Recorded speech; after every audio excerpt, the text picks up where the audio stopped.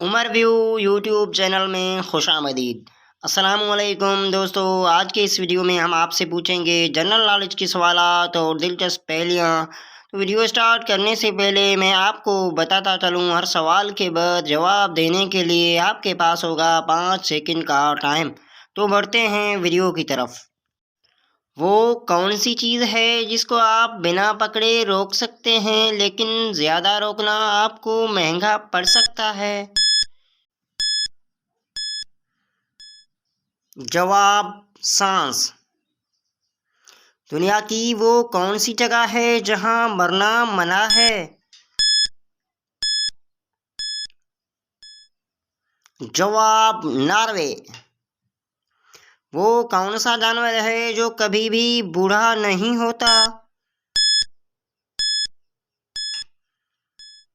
जवाब, मगरमच्छ। वो कौन सी चीज़ है जो हमें तो नज़र आती है लेकिन ज़मीन पे कहीं भी मौजूद नहीं है?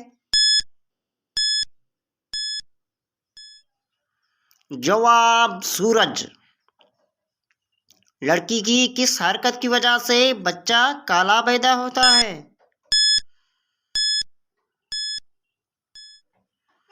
जवाब, ज़्यादा गर्म और फास्ट फूड खाने की वजह से। पाकिस्तान को सबसे पहले किस मुल्क ने तस्लीम किया?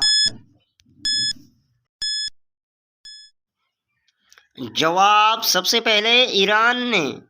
दुश्मनों ने किस तारीख को हज़रत इमाम हुसैन रज़ी अल्लाह तआला अन्हा का पानी बंद किया था?